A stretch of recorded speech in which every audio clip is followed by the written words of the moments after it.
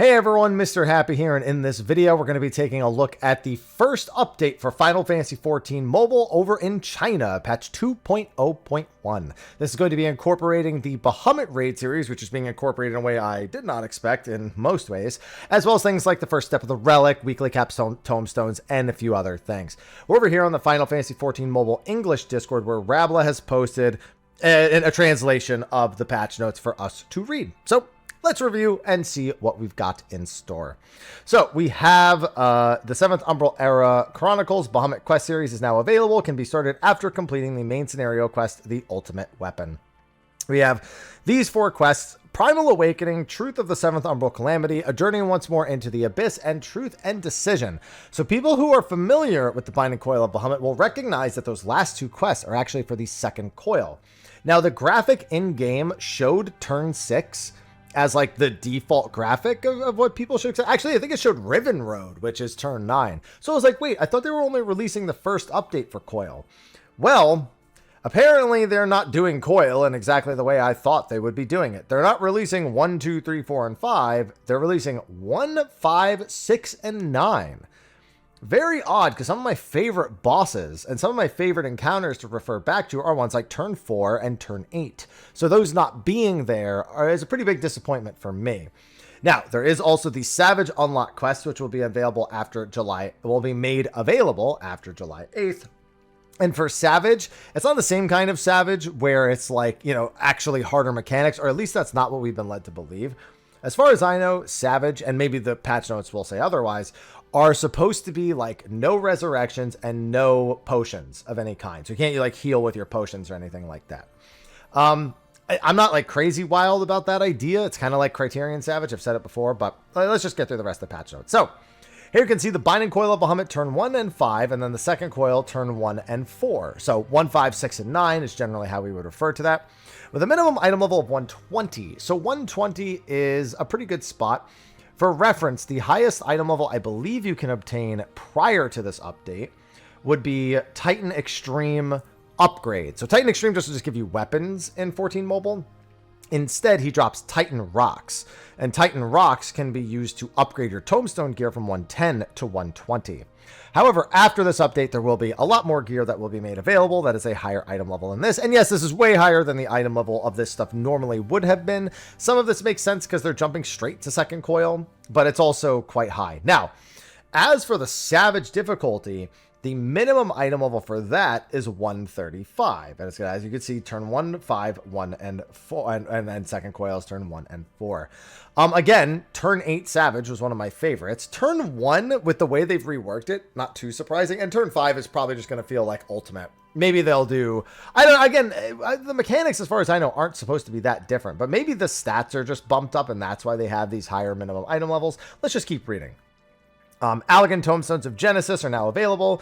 Weekly cap of 450. In A Realm Reborn, they started with a weekly cap of 300. Our first capped tombstone, I should say, started with a weekly cap of 300. So, you know, probably better to start with the 450 right away. The first chapter of the Relic weapon has been added, and several new gears have been added. Allegan gear, item level 130, drops from the normal coils. Darklight style gear can be purchased with Allegan tomestones. Oh, I didn't mean to do that. I was trying to scroll to the right, and I may have scrolled a wee bit too fast. Let's see. Can be purchased with Allegan tomestones of Genesis. So interesting. So maybe the Savage fights are more than they're letting on, because normal coil only drops item level 130, and Allegan Tomestones of Genesis drop 140. And then high Allegan gear drops from the Savage coils or can be exchanged at the Savage shop. All right, so, that's interesting. So we've seen them do normal coil, and it doesn't look like much of a story mode. We've seen them do like 1 pull of it, or even 2 pulls of it in a live letter that they did over in China. And it definitely doesn't look like a story versus Savage separation, at least not to me. But maybe they were just deliberately kind of messing around with things. I don't know. I'm really curious now because I didn't expect Savage to actually have that significant of an item level increase. And it's even more than the average item level increase. Normally, the 20 item level gap would be the expected one, but they're doing 25, and I'm assuming that's for everything and not just the weapon. So that's interesting. Okay, let's keep rolling. New crafting and gathering. Level 50 battle gear recipes have been added. NQ item level 125, HQ 135. So even the HQ crafted gear is better than the normal coil gear. It might be a story mode situation. Savage is only 5 days later. But this actually gives me... I feel better because I felt bad that I wasn't going to really be geared enough for Coil in time. And now I have more than enough time. It literally takes like 2 Titan runs to upgrade any piece. And then you can also buy them with tomestones. The Titan rocks themselves. Not super efficient. But if I could just grab some crafted gear, I mean, that should be nice. New Master Recipe Book, Volume 1, available for 500 crafter scripts. And then the Folklore Tomes, the other ones. I know this is a really ghetto way of scrolling. Apologies, I'm not used to reading through this type of text on Discord. New Gathering Folklore Tomes, Volume 1, available for 500 Gatherer scripts as well. In-game store... Flame of the Desert set has been added with matching hairstyle bundles, 10% off for the first week. Maid attire and butler attire now available for 600 crystals, 10% off the first week. New minion, Wind Up Lease. That's weird. Why is Wind Up Lease? Maybe, really? Am I sure this translation's right?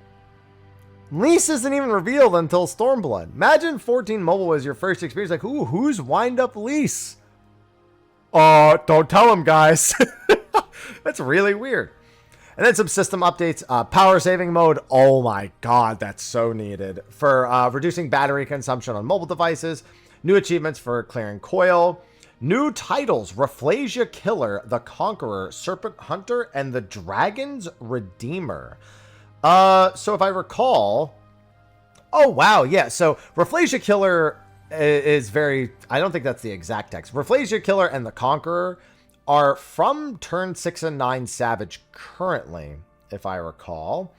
And Serpent Hunter and Dragon Redeemer are in the game. We assume that would be first Coil, turn 1 and turn 5. The Dragon's Redeemer being for Twintania Savage. But then it also says new title from Challenge Mode, The Light Transcendent. Interesting. I wonder if that's for clearing all of them as opposed to just clearing them individually. I mean, maybe those titles are just for normal mode and then from defeating Savage, you get Light Transcendent. Huh, I'm very curious about this.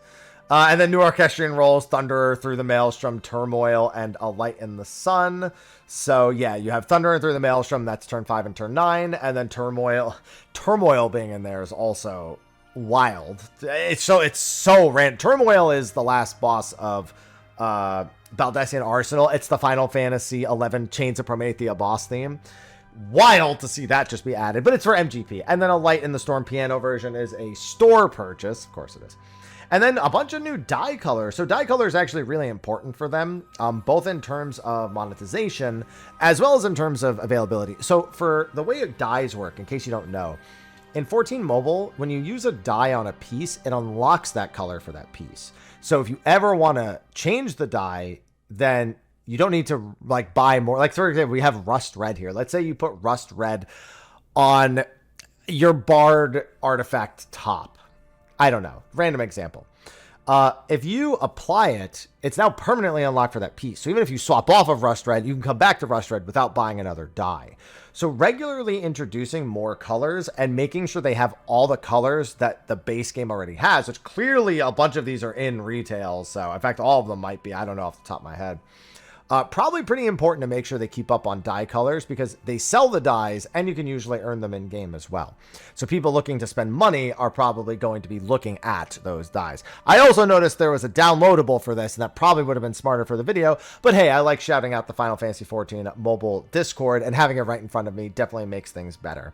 As 16 new dye colors. Yeah. And then this is like a quick summary of what we were just reading. New Darklight gear, Relic Part 1, new crafted gear, master recipes, and folklore tomes, 16 new dye colors, etc., etc. Also, on top of that, I believe we have... There's an addendum. Oh, yeah. Where does it say? Translated and provided by Bui above, with highlights such as... Oh, so I guess Bui did this and not Rabla. Maybe Rabla is Bui. I don't know. Either way, the proper credits are given. Bui is the one who translated... everything above, and then it's provided. I think Rabble may have just been the one to post it. And then, yeah, these are also added down there. These were missed originally, and they added them later. For the Zodiac Weapon Quest, a new menu will be added to track progress and materials. There are both in-game and paid acquisition methods for certain materials. So, this is another interesting bit. So, there's no doubt to get feedback about this, but for the Zodiac Weapon, you can choose the long grind or skip it a little bit. The Ancient Deep Essences in the Battle Pass are going to be used for the Zodiac Weapon Quest. So, that requires the paid path based on this comment here. And it raises the question again of, is this a good idea? Now, in this particular case, the Zodiac weapon is weaker than a significant number of the gear available. Specifically, Tomestones of Genesis are 5 item levels higher, and theoretically there will be a weapon made available for that. So it's just another one of those, it makes you think, it makes you look at it like, I don't know about that, Chief. It's still, like, it makes sense. Don't get me wrong. I can't fault them too much for this, but I'll tell you right now, I've been playing the base game. I felt no reason to spend money. So, and this doesn't make me feel any reason to spend money either. It's really approachable. So, I guess I don't care that much, but still, that's how I feel about it. But anyway, that's it for the patch notes for patch 2.0.1 for Final Fantasy XIV Mobile over in China. I feel like I have to say this for every video. We have no news of a global release yet. As far as I know, it is in closed beta in Japan, or at least that's what I've been told. But we have no idea of when it will be coming to the rest of the world in either beta or full release format. So be sure to stay tuned to the channel to keep an eye on when that will actually be. That's going to be a wrap for this video. Be sure to like and subscribe, and I will see you all in the next one. Until then.